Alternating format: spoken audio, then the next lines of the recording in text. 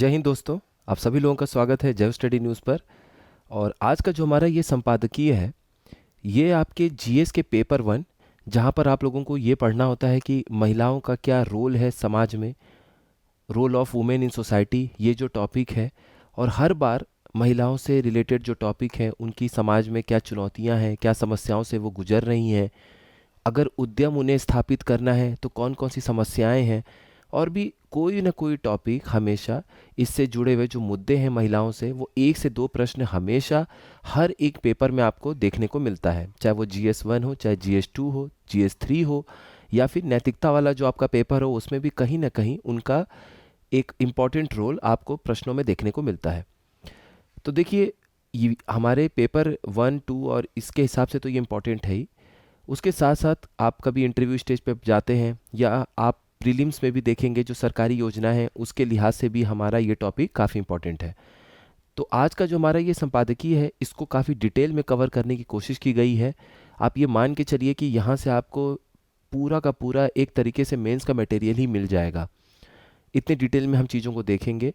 तो सबसे पहले हम इसमें ये देखेंगे कि महिला उद्यमियों की जो बढ़ती हुई जगह है, वो हमारे आंकड़े क्या बता रहे हैं। तो उसमें हम पहले आंकड़ों को देखेंगे। आंकड़ों को देखने के बाद हम देखेंगे कि सरकार की तरफ से कौन कौन सी पहल की गई है या योजनाएं लाई गई हैं जिनकी वजह से महिला उद्यमियों को बढ़ावा मिल सके हमारे देश में। फिर हम आगे देखेंगे कि उन जो मौके दिए जा रहे हैं या वो जो योजनाएं और जो पहल लाए जा रहे हैं, जो पहल किए जा रहे हैं, वो क्यों नहीं इतना ज़्यादा हमें सहायता दे पा रहे हैं, फ़ायदा पहुंचा पा रहे हैं महिलाओं को। तो उसमें कौन कौन सी चुनौतियां हैं जिसका महिलाओं को सामना करना पड़ रहा है उन अवसरों को प्राप्त करने में। उसके बाद हम आगे की राह, वे फॉरवर्ड यानी उपाय के रूप में देखेंगे कि हम इन चुनौतियों को कैसे दूर करके अपने देश को, समाज को, महिलाओं को सशक्त कर सकते हैं और तरक्की की राह पे अग्रसर कर सकते हैं, चाहे वो महिलाओं की बात हो, समाज की बात हो या फिर देश की बात हो। चलिए अपने एडिटोरियल एनालिसिस को शुरू करते हैं। तो जैसा कि हम लोगों ने टॉपिक देख लिया, GS1 के पेपर में भी है। GS1 में तो सीधा सीधा टॉपिक यहाँ पे लिखा हुआ है कि समाज में महिलाओं की क्या भूमिका है। लेकिन इस टॉपिक पे अगर आप अपनी पकड़ बना लेते हैं तो लगभग हर पेपर में आपको इसका फ़ायदा देखने को मिलता है। देखिए, एक समान लाइन है, ये सामान्य लाइन है, जनरल लाइन है, जो आप कहीं भी इस्तेमाल कर सकते हैं अगर उद्यम से रिलेटेड कोई भी आपका टॉपिक आता है, चाहे निबंध हो, चाहे आपका GS का पेपर हो। आप ये लिख सकते हैं कि आर्थिक क्षेत्र में, इकोनॉमिक फील्ड में जो नव प्रवर्तन यानी कि इनोवेशन करने, व्यवसाय और उद्योग में निहित विभिन्न अनिश्चितताओं और जोखिमों का सामना करने की जो योग्यता और प्रवृत्ति होती है, उसे ही हम उद्यमिता कहते हैं। तो जो जोखिमों का सामना कर सकता है वही साहसी या उद्यमी है। ठीक है, अब आगे देखते हैं। देखिए, देश की जो आधी आबादी है वो महिलाओं की है, लेकिन जब बात उद्योग की होती है, व्यापार या फिर आर्थिक गतिविधियों में महिलाओं की सहभागिता की जब हम बात करते हैं कि महिलाओं की इकोनॉमिक एक्टिविटी में क्या पार्टिसिपेशन है, क्या सहभागिता है, उसमें हम ये देखते हैं कि आधी आबादी होने के बाद भी उनकी सहभागिता हमें बहुत कम देखने को मिलता है। और आगे आंकड़ों से ये बात सिद्ध हो जाएगी। अब इसका प्रमुख कारण क्या है? प्रमुख कारण है महिलाओं की उद्यमियों की भारी कमी। तो महिला उद्यमियों की ही इतनी भारी कमी है कि आर्थिक गतिविधि में हम उनकी उद्यमिता को नहीं देख पाते हैं। अब चलिए आंकड़ों से हम शुरुआत करते हैं। देखिए, अपने देश में जो नेशनल सैंपल सर्वे ऑफिस है, जिसे हम बोलते हैं राष्ट्रीय नमूना सर्वेक्षण कार्यालय, इनके अनुसार देश के सभी उद्योगों में महिला उद्यमियों की जो हिस्सेदारी है वो केवल 14% है। तो ये एक महत्वपूर्ण आंकड़ा है, NSSO के द्वारा जारी किया गया है कि जितने भी देश में उद्यम हैं, उन सभी उद्यमियों में, सभी एंटरप्रेन्योर्स में अगर आप महिलाओं को देखेंगे तो सिर्फ 14% ही आपको महिलाएं देखने को मिलेंगी। लेकिन कई महिलाएं अपने उत्कृष्ट उद्यमिता कौशल यानी कि एक्सीलेंट एंटरप्रेन्योरल स्किल से ई-कॉमर्स के क्षेत्र में, विज्ञान के क्षेत्र में, मीडिया के क्षेत्र में, मनोरंजन, इंटरटेनमेंट और भी जो क्षेत्र हैं उनमें तेजी से सफलता हासिल करते हुए हमें दिख रही हैं। तो देखिए, आंकड़ा जब आप पेश करेंगे जिससे थोड़ी सी तस्वीर आपको उतनी सकारात्मक नहीं नज़र आएगी कि पूरे देश के जितने उद्यमी हैं उसमें 14% आपको महिलाएं दिख रही हैं। लेकिन अगली लाइन में अगर थोड़े दूर पैराग्राफ में आप इस बात को लिखते हैं कि फिर भी कम आंकड़ा होने के बावजूद हमें उत्कृष्ट उद्यमिता कौशल वाली महिलाएं सामने दिख रही हैं अलग अलग क्षेत्रों में। तो इससे वो आप नकारात्मक तस्वीर से सकारात्मकता की ओर जाते हुए दिखते हैं। इसी से आपके नंबर बढ़ने में चांस बढ़ता है। आगे देखिए, अब हम आंकड़ों पे बात करते हैं। बिल्कुल महत्वपूर्ण आंकड़े हैं। इसमें एक आंकड़ा ये है कि 2017 में महिलाओं के नेतृत्व वाली, ठीक है, जो आपका स्टार्टअप था जिसको लीड कर रही थी महिलाएं, जो महिलाओं के नेतृत्व वाले स्टार्टअप हैं उसमें मात्र 10% ऐसे स्टार्टअप थे कुल स्टार्टअप के जो महिलाएं नेतृत्व कर रही थी 2017 में। लेकिन 5 साल के बाद जब 2022 में आप देखेंगे तो ये आंकड़ा बढ़ के 18% हो गया। यानी 2022 में जितने भी स्टार्टअप थे उसमें से 18% ऐसे स्टार्टअप हैं जिनका नेतृत्व, जिनको लीड महिलाएं कर रही हैं। तो ये आंकड़ा हालांकि पहले से तो बढ़ा हुआ है, लेकिन आप ओवरऑल आंकड़े में देखिए, आपके पास 100 स्टार्टअप है, उसमें से 18 स्टार्टअप आपको ऐसे दिख रहे हैं जिसको लीड करते हुए, उसका नेतृत्व करते हुए महिलाएं दिख रही हैं। तो आपको एक एवरेज मिलेगा कि हर 5 में से एक से भी कम, यानी कि हर 5 या 6 आप स्टार्टअप उठाते हैं तो उसमें से कोई एक स्टार्टअप आपको नज़र आता है एवरेज के तौर पे कि महिला जो है उसको लीड कर रही हैं। तो ये आंकड़ा बहुत ज़्यादा सकारात्मक नहीं है हमारे लिए, बहुत पॉजिटिव वाला नहीं है। हमें इस आंकड़े को और बढ़ाने की ज़रूरत है। तो हम ऐसा कह सकते हैं कि ये जो स्थिति है ये बहुत संतोषजनक नहीं कही जा सकती है, हालांकि पहले से तो इम्प्रूवमेंट आपको दिख रहा है। वर्तमान में अगर आप देखेंगे तो देश में ऐसे 8,000 से भी अधिक स्टार्टअप उपक्रम हैं, यानी स्टार्टअप एंटरप्राइज हैं, जिनकी संस्थापक जो है वो महिलाएं हैं। तो ऐसे कितनी आपको स्टार्टअप एंटरप्राइज दिखती हैं जिनकी संस्थापक महिलाएं हैं? 8,000। अब देखिए, कुल उद्योगों में अगर आप महिलाओं की हिस्सेदारी को देखेंगे तो अब वह बढ़कर हो गई है 20%। ठीक है, 14% वह आंकड़ा था जो स्टार्टअप को लीड महिलाएं कर रही हैं, जिनकी आपको सीईओ दिखेंगी, एमडी महिलाएं दिखेंगी, वो उसको लीड कर रही हैं, चाहे वो उसके बनाने से हो, चाहे उसको आगे बढ़ाने को हो। लेकिन कुल उद्योगों में अगर महिलाओं की हिस्सेदारी अगर आप आज के समय में देखेंगे तो वो 20% है। यानी जितने उद्योग हैं उसमें 100 उद्योग अगर आपने उठाए हैं तो उसमें से 20 आपको नजर आएंगे जिसमें महिलाओं की हिस्सेदारी आपको नजर आएगी। इसे भी हमें बढ़ाने की ज़रूरत है। आगे लिखा है कि महिलाओं द्वारा जो संचालित उपक्रम है उसमें लगभग 65% तो ग्रामीण क्षेत्रों में है। तो यानी कि 2/3 जो हमें महिलाओं द्वारा संचालित एंटरप्राइज या उपक्रम दिख रहे हैं वो ग्रामीण क्षेत्र में है और 1/3 के आसपास आपको शहर में देखने को मिलेगा। दूसरा आंकड़ा यहाँ पर ये दिया हुआ है, ये तो चलिए शहर और ग्रामीण क्षेत्रों के बीच का एक अंतर आपको पता चला कि अधिकतर जो 2/3 आपके उपक्रम हैं, एंटरप्राइज हैं, जो महिलाओं के द्वारा संचालित किए जा रहे हैं वो आपको ग्रामीण क्षेत्र में नज़र आ रहे हैं। अब हम बात करते हैं अपने ही देश में उत्तर और दक्षिण के हिस्से को एक तुलना देखते हैं, उनकी तुलना करते हैं। तो जब आप उनकी तुलना करेंगे तो आपको पता चलेगा कि जो दक्षिण के राज्य हैं उनमें महिलाओं की हिस्सेदारी उत्तर भारत के राज्यों की तुलना में अधिक है। तो वो एक हमारे लिए मोटिवेशन भी है, वो हमारे लिए एक उदाहरण भी है कि हम दक्षिण के उदाहरणों को शामिल कर सकते हैं कि अपने भारत के दक्षिण के जो हिस्से हैं, दक्षिण भारत के जो राज्य हैं, वहाँ पे महिलाओं की हिस्सेदारी उद्यम को लेके ज़्यादा है उत्तर भारत की तुलना में। तो हम वहाँ से ये सीख सकते हैं कि कैसे हम इसी मॉडल को, इसी एग्जाम्पल को उत्तर भारत में भी दोहरा सकते हैं। देखिए, अब तक तो हमने आंकड़ों को देखा, अब हम आगे बढ़ते हैं और आगे बढ़ने के साथ हम देखते हैं कि अब तक सरकार के द्वारा क्या पहल किए गए हैं, कौन से कदम उठाए गए हैं। ये जो हम टॉपिक अब तो देखेंगे, मतलब इस टॉपिक के अंदर जो टॉपिक देख रहे हैं, सब टॉपिक देख रहे हैं कि सरकार के द्वारा क्या कदम उठाया जा रहा है, ये आपका प्री में भी काम आएगा और मेंस में भी काम आएगा। तो इसको आप प्री के लिए भी अलग से नोट कर लीजिएगा और भी आप सर्च कर लीजिएगा। देखिए, और भी आप देखिएगा तो 2-4 आपको और एग्जाम्पल मिलेंगे। इसका सीधा सीधा फायदा आपको प्रीलिम्स में देखने को मिलता है, वो गवर्नमेंट स्कीम पे डायरेक्ट सवाल पूछते हैं। तो पहला जो कदम उठाया गया वो है मिशन शक्ति। मिशन शक्ति आपको 2021-22 में आपको देखने को मिलेगा। ये महिला एवं बाल विकास मंत्रालय, जो women and child development ministry है, उनकी तरफ से शुरू किया गया एक पहल था मिशन शक्ति। इसमें एकीकृत महिला सशक्तिकरण कार्यक्रम चलाया गया था। एकीकृत का मतलब क्या हो जाता है कि एक ही जगह पे हम कई सारी जो ज़रूरतें हैं, जो महिलाओं को उद्यमी बनने में ज़रूरत है, वो हम एक ही जगह प्रोवाइड कर दें, एक ही जगह उनको उपलब्ध करा दें। चाहे वो हम समझाने से लेके, उनको थोड़े से पैसे उपलब्ध कराने से लेके, उनको सपोर्ट देने से लेके, मार्केट का नॉलेज देने से लेके, जो उनका सामान खरीद सकता है उससे मिलवाने से लेके, हम सब कुछ एक ही जगह पे प्रोवाइड करने की, उपलब्ध कराने की कोशिश करते हैं। तो ये शब्द यहाँ पे एकीकृत आपका इस संदर्भ में प्रयोग होता है। आगे देखिए, आगे एक योजना शुरू किया गया जिसका नाम था समर्थ योजना। समर्थ, अब समर्थ से आपको लग रहा है कि कहीं ना कहीं हम उन्हें समर्थवान बना रहे हैं। तो समर्थ योजना आपका शुरू किया गया था यहाँ पे उद्योग मंत्रालय के द्वारा। ये कौन सा उद्योग मंत्रालय? सूक्ष्म लघु और मध्यम उद्योग मंत्रालय, जिसको हम कहते हैं ना micro small and medium enterprises, micro small and medium जो एंटरप्राइजेस मिनिस्ट्री है, उनके द्वारा ये शुरू किया गया था समर्थ योजना। तो समर्थ योजना का आप नाम ले सकते हैं। अब ये जो योजना है समर्थ योजना, ये महिलाओं को स्वरोजगार उपलब्ध कराकर उन्हें आत्मनिर्भर बनाने का एक अवसर प्रदान करती है कि महिलाएं जो है वो अपने अ, अपने ऊपर स्वरोजगार स्थापित कर सकें और आत्मनिर्भर बनने की ओर अग्रसर हो सकें। आगे एक और योजना है अन्नपूर्णा योजना। अन्नपूर्णा योजना ये आपका बहुत पुराना योजना है। ये सन 2001 अटल जी के टाइम पे शुरू किया गया था।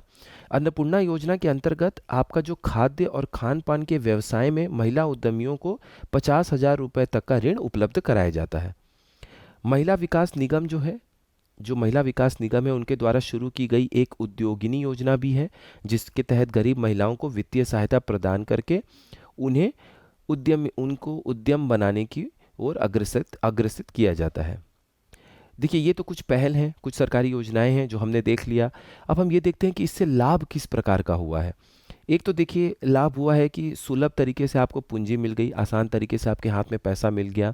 अब आपको किसी साहूकार के पास या ज़्यादा जो ब्याज ले रहा है आपसे, उसके पास आपको जाने की ज़रूरत नहीं है। एक तरीके संस्थागत ऋण उपलब्ध कराने की इसमें कोशिश की गई।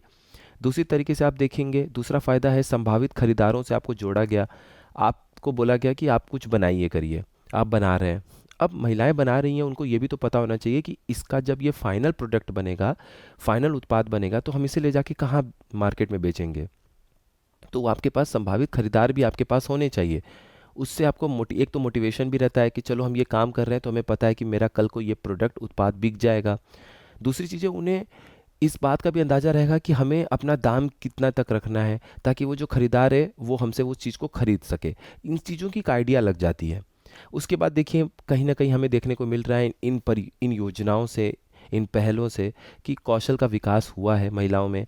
बाजार जहाँ पे उन्हें अपने फाइनल उत्पाद को बेचना है, उसका विकास करते हुए आपको ये नज़र आ रहे हैं स्कीम योजनाएं। क्षमता का निर्माण हुआ है।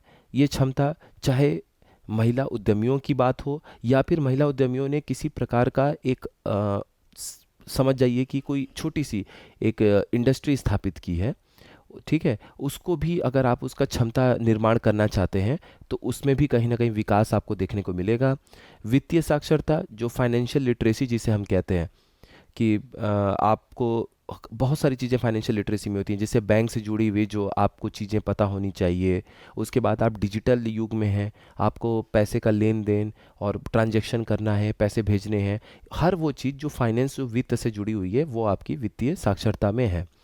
उसके बाद आसान सूक्ष्म वित्त और सब्सिडी जो है वो भी आपको उपलब्ध हो जा रहा है। तो सूक्ष्म वित्त है, जैसे कि बहुत बड़े बड़े पैसे की आपको उपलब्ध नहीं कराया गया। जैसे मान लीजिए 10,000, 15,000, 8,000, 20-25,000 इतने आपको दे दिए जा रहे हैं। आप छोटा मोटा कुछ काम स्टार्ट कर ले रही हैं अपनी तरफ से, फिर आपको जहाँ पे ज़रूरत पड़ रही है वहाँ सब्सिडी भी उपलब्ध करा दिया जा रहा है। इस तरीके से सपोर्ट मिला है, इस तरीके से हेल्प मिल रही है। अब देखिए, ये तो हो गया कि योजनाएं कौन कौन सी लागू की गई और उससे आपको क्या सहायता मिल रहा है। अब जब यहाँ से आपको आगे बढ़ना है, ये हर क्वेश्चन में, और आपको हमेशा इस बात को ध्यान में रखना है कि जब भी आप एक मोड से, मतलब अभी आप फ़ायदा दिखा रहे हैं, फ़ायदा गिना रहे हैं, और अब आपको चुनौतियों की तरफ, चैलेंजेस की तरफ आगे बढ़ना है अपने आंसर में, तो आपको बीच में एक तरीके का पुल जैसा निर्माण करना होता है, एक सेंटेंस लिख के, ताकि वो दोनों ही आपके पैराग्राफ को, दोनों ही वाक्यों को, उत्तरों, आपके जो उत्तर के हिस्सा हैं उसको जोड़ने का काम करें। तो यहाँ पर हम कैसे इसको जोड़ेंगे कि इन सभी योजनाओं से आर्थिक गतिविधियों के संचालन में महिलाओं की भूमिका बढ़ी है, इसमें कोई शक नहीं है, लेकिन उनको अभी भी बहुत सी व्यक्तिगत, पर्सनल और सोशल जो चैलेंजेस हैं यानी कि व्यक्तिगत और सामाजिक चुनौतियां हैं उनका भी सामना करना पड़ रहा है। और ये कौन कौन सी चुनौतियां हैं, आइए इनको हम डिटेल में देखते हैं। सबसे पहली चुनौती जो महिला उद्यमी को देखने को मिल रही है वो है कि देश में जो प्रचलित सामाजिक मानदंड और जो रूढ़ियां हैं, क्या रूढ़ियां हैं कि महिलाओं की जो भूमिका है वो सिर्फ घरेलू कर्तव्यों तक ही सीमित होनी चाहिए। घरेलू कामकाज पर ही आप अपना फोकस रखिए, बाहर काम करने की ज़रूरत नहीं है। घर में आपके हस्बैंड कमा रहे हैं या घर में पैसे आ रहा है तो आप घर को संभालिए, देखिए आपको बाहर जाके काम करने का या फिर बिजनेस करने का, व्यापार करने के बारे में सोचने की ज़रूरत नहीं है। दूसरी चुनौती क्या देखने को मिल रहा है कि महिला उद्यमियों को अपनी पारिवारिक जिम्मेदारियों के साथ संतुलन बिठाने में बहुत संघर्ष करना पड़ता है। कैसे कि घरेलू कर्तव्य उनको कहा जाता है कि आप घरेलू कर्तव्यों को ही प्राथमिकता दें, जिसकी वजह से उन्हें अपने व्यवसाय के लिए पर्याप्त समय और ऊर्जा देना मुश्किल हो जाता है। अब जैसे समझ लीजिए कि कहीं पे कुछ महिलाओं ने मिलके या फिर कोई महिला जो कि किसी स्टार्टअप को लीड कर रही हैं, वो वहाँ सुबह 10 से 5 जाती हैं, 10 से 5 ऑफिस से वापस आ रही हैं, फिर उन्हें घर में भी चीज़ें संभालनी पड़ रही हैं, 5-6 घंटे घर का भी काम करना पड़ रहा है। तो एक तरीके से उनके ऊपर दो दो बोझ पड़ जा रहा है। तो फिर वो अगर जब घर को चुनेंगी तो उन्हें अपने उस आइडिया को, उस अपने जो सपना था या जो उनका व्यवसाय था, उनको छोड़ना पड़ेगा पीछे। तो ये एक चुनौती उनको देखने को मिल रहा है, सामना करना पड़ता है। तीसरी सबसे बड़ी समस्या, चुनौती आप देखेंगे क्या है कि भारत में अक्सर महिला उद्यमियों को पूंजी जुटाने में मुश्किल आती है, उनको पैसे मिलने में मुश्किल होती है। चाहे वो आपका बैंक में जाके बात करना हो, क्योंकि देखिए उनको अभी जो हम लोगों ने ऊपर साक्षरता की बात की, वित्तीय साक्षरता, फाइनेंशियल लिटरेसी, उसमें उतने मजबूत है नहीं कि वो कहीं भी आपका जो एनबीएफसी है, नॉन बैंकिंग फाइनेंशियल कंपनी है, जो बैंकों की तरह होती है, वहाँ जाके बात कर लें कि मुझे इतना इतना लोन चाहिए, इतना इतना पैसा चाहिए, मैं आपको ऐसे समय से चुका दूंगी, ये ब्याज दर है, ये तरीका है, ये नियम है। पुरुष लोग जो है उनकी तुलना में ज़्यादा बाहर काम करते हैं, तो उन्हें वो चीज़ पता भी होती है, उनका जो ये नॉलेज होता है वो बेहतर होता है, तो उनको लोन मिलना आसान हो जाता है। चौथी चीज़, चौथे जो चुनौती है वो आपको देखने को मिलता है कि महिलाओं को अक्सर अपने उपक्रम के लिए सहायता पारिस्थितिकी तंत्र, यानी जो एक सपोर्टिंग इकोसिस्टम होता है, उसकी कमी भी हमें देखने को मिलता है, जिसकी वजह से उन्हें पर्याप्त सलाह और प्रशिक्षण नहीं मिल पाता है। सपोर्टिंग इकोसिस्टम, जैसे मान लीजिए कि आज अभी जैसे मान लीजिए कि एग्ज़ाम आगे टल गया और उसमें से कुछ जो कैंडिडेट हैं जिनकी एज भी ज़्यादा है, या मान लीजिए जो शादीशुदा हैं जो फिर भी तैयारी कर रही हैं, या फिर मान लीजिए नहीं भी हैं शादीशुदा, आप लोग के मन में हुआ कि नहीं मुझे एक बिजनेस इस्टेब्लिश करना है। अब एक आपका मान लीजिए ऑफिस जैसा होता किसी शहर में, जहाँ पे आपसे ये कहा जाता कि हम आपको ये बताएंगे कि कौन कौन से मौके हैं, आपके अंदर क्या कौशलता है, आप क्या कर सकती हैं, आपके इंटरेस्ट के हिसाब से हम आपको आप बता देंगे कि कौन कौन सा फील्ड है जहाँ पे आप अपना स्टार्टअप सेटअप कर सकती हैं, या आप वहाँ पे कर सकती हैं, कुछ काम कर सकती हैं या कुछ बड़ा कर सकती हैं। तो इस तरीके का आपको इकोसिस्टम लैक है, इकोसिस्टम आपको कहीं ना कहीं नहीं देखने को मिलता, उसकी कमी है। अब ऐसे आपको ढूंढना पड़ेगा, ऐसे लोगों से मिलना पड़ेगा जो आपको बता सकें कि आप क्या कर सकती हैं। ऐसे अगर मान लीजिए कि आपके सामने एक इकोसिस्टम होता है, एक ऑफिस जैसा होता है, वहाँ पे आपको सारी सपोर्ट दिया जाता है, तो आपके लिए चीज़ों को आगे बढ़ाना, सोचना, जो आप सोच रहे हो उसको काम में बदलना आसान हो जाता। इस इकोसिस्टम की बात यहाँ पर हो रही है। इस कारण से क्या होता है कि वे खुद में कौशल, स्किल, ज्ञान, नॉलेज और आत्मविश्वास, कॉन्फिडेंस में कमी महसूस करती हैं। उनको लगता भी है कि हम कर तो रहे हैं लेकिन अब हमें नॉलेज नहीं है। देखिए नॉलेज की कमी आत्मविश्वास में कमी लाती ही लाती है। उसके बाद कौशलता की कमी है तो आप कुछ नया नहीं कर पाएंगे। जब नया नहीं कर पाएंगे तो फिर आपका आत्मविश्वास नीचे जाएगा। ज्ञान की कमी होगी, सामने वाला आपके सामने कुछ दो चार बातें ऐसी और बोल देगा जिससे ठेस पहुंच जाए, या फिर आपको वो नीचा गिरा देगा, या फिर वो आपको पूरी बात नहीं समझाया, या आपको बताया और आपको समझ में नहीं आई। फिर नहीं समझ में आई तो जो आप करना चाह रहे हैं या करना चाह रही हैं वो नहीं कर पा रही हैं, फिर आपके आत्मविश्वास में कमी आएगी। ये सारी चीज़ें एक दूसरे से जुड़ी होती हैं। पांचवी जो चुनौती है वो ये है कि नेटवर्क, संसाधन और अनुभव की कमी, जिसके कारण अक्सर बाजारों तक महिला उद्यमियों की पहुंच सीमित हो जाती है। छठवां चुनौती क्या है कि प्रौद्योगिकी यानी कि टेक्नोलॉजी तक जो सीमित पहुंच है उसके कारण नवाचार, इनोवेशन और बाजार मार्केट में प्रतिस्पर्धा करने की उनकी क्षमता में काफ़ी बाधा आती है। अब इससे क्या होता है, जब बाधा आती है तो इससे महिलाओं को नई तकनीकी अपनाने और प्रतिस्पर्धी यानी कॉम्पिटिटिव बने रहने में मुश्किल होती है। जब आप बाजार में कोई चीज़ अपना ले भी जा रहे हैं बना के, मान लीजिए आप फ़ैन बना के ले जा रहे हैं, तो आपकी फ़ैन वहाँ पे मार्केट में बाकी जो उत्पाद हैं, प्रोडक्ट हैं, उनके सामने टिकना चाहिए। उनके सामने कस्टमर को लगना चाहिए कि अगर हम ये फ़ैन लेके जा रहे हैं जो नया नया मार्केट में आया है, तो ये मेरे पुराने या अभी तक के जो फ़ैन बने हुए हैं उनके सामने ये भी एक अच्छा फ़ैन है। इस तरीके से आप प्रतिस्पर्धी बनते हैं किसी भी उत्पाद को लेके जब मार्केट में आपका उत्पाद पहुंचता है। अब अगर उसके लिए क्या ज़रूरत होती है कि आपका सामान, आपका उत्पाद और आप खुद एज ए उद्यमी, एज ए एंटरप्रेन्योर कॉम्पिटिटिव रहें या फिर प्रतिस्पर्धी बने रहें, उसके लिए ज़रूरी है कि इनोवेशन आता रहे, नवाचार आता रहे। इनोवेशन के लिए क्या ज़रूरी है कि आपके पास हमेशा समय समय पे जो अपग्रेड टेक्नोलॉजी है, जो नई नई प्रौद्योगिकी है, उससे आप हमेशा जागरूक रहें, उससे अवेयर रहें, आपको नॉलेज मिलता रहे।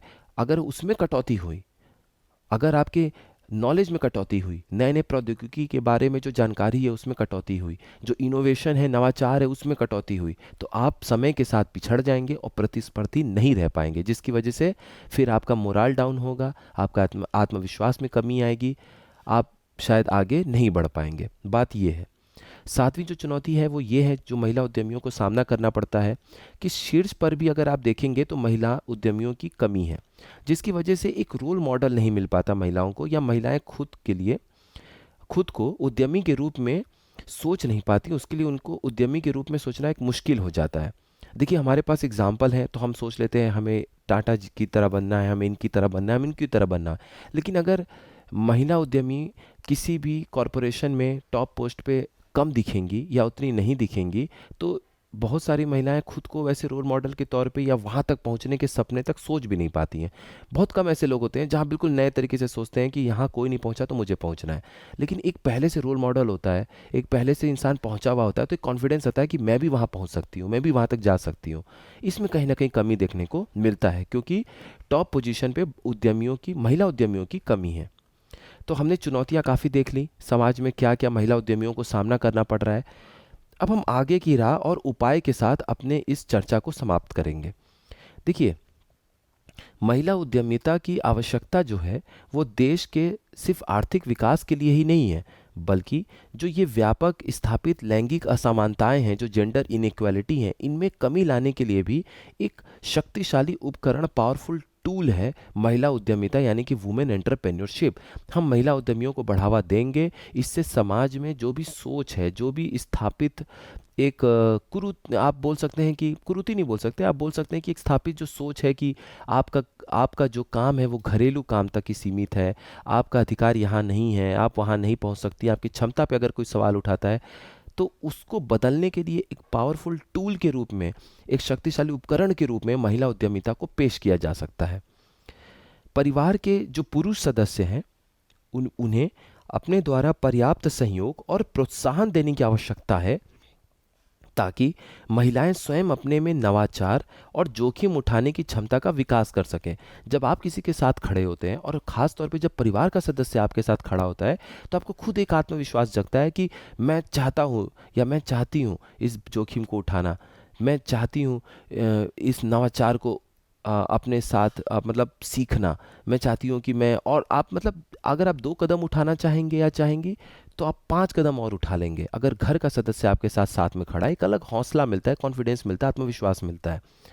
तो उसके लिए ज़रूरी है कि जो पुरुष सदस्य हैं वो महिलाओं के साथ और ज़्यादा से ज़्यादा खड़ा रहें, ताकि जो उनका हौसला कहीं ना कहीं डगमगाता है, उसमें वो डगमगाहट आपको कम देखने को मिले और वो और ज़्यादा कॉन्फिडेंस के साथ आगे बढ़े। साथ ही साथ जो सरकार है, समाज है और स्थानीय समुदाय हैं, उन्हें भी उद्यमशील अप्रशिक्षित जो महिला प्रतिभाएं हैं उनको पहचानना चाहिए कि इनके अंदर प्रतिभा है, ये कुछ करना चाहती हैं, लेकिन इनके पास वो प्रशिक्षण नहीं है, वो ट्रेनिंग नहीं है। वो ट्रेनिंग प्रोवाइड करने का काम हम करेंगे, ट्रेनिंग उपलब्ध कराने का काम हमारी तरफ से होगा। उनको आवश्यक जो शिक्षण और प्रशिक्षण है वो प्रदान करना, और व्यवसाय शुरू करने में सहयोग प्रदान करने की कोशिश समाज, सरकार और स्थानीय जो भी एनजीओज हैं, या फिर मान लीजिए जो भी समुदाय हैं जो उद्यमशीलता में बढ़ावा दे सकते हैं, उनको आगे आना चाहिए। महिला उद्यमियों द्वारा निर्मित उत्पादों के लिए जो विपणन है, जो उनकी मार्केटिंग है, उसके लिए भी समुचित व्यवस्था होनी चाहिए। आपने मान लीजिए किसी को मोटिवेट कर दिया, आपने उनके साथ खड़े होकर उन्हें मदद कर दिया, वो आगे बढ़ी, उन्होंने नवाचार इनोवेशन के माध्यम से, कड़ी मेहनत के माध्यम से एक अच्छा उत्पाद बना भी लिया, लेकिन अब उसकी मार्केटिंग पे भी आपको सोचना पड़ेगा, मार्केटिंग भी उपलब्ध करानी पड़ेगी ताकि उनका प्रोडक्ट उस जगह, सही जगह मार्केट में पहुंच सके, बाजार में पहुंच सके, जिसके लिए उन्होंने इतने दिनों तक मेहनत की है या फिर उनका साथ इतने लोगों ने दिया है। तो अगर ये सारे कदम प्रभावी ढंग से उठाए जाते हैं तो देश ही नहीं, देश की शहर ही नहीं, बल्कि ग्रामीण क्षेत्र की महिलाएं भी, ग्रामीण क्षेत्र की जो महिला उद्यमी भी हैं, वो भी सफलता के नए आयाम स्थापित कर सकती हैं और देश की अर्थव्यवस्था में अपनी महत्वपूर्ण भागीदारी का निर्वाह कर सकती हैं। तो ये हमारा एक एडिटोरियल एनालिसिस आज पूरा होता है। आप लोग इसको अच्छे से पढ़ लीजिएगा। जेव स्टडी मेन टेलीग्राम चैनल पे ये पीडीएफ शेयर कर दिया जाता है। ठीक है दोस्तों, आप सभी लोग अच्छे से पढ़ते रहिए, अपना ख्याल रखिए। मिलते हैं नेक्स्ट इन्फॉर्मेटिव वीडियो में। आप सभी लोगों का बहुत बहुत धन्यवाद।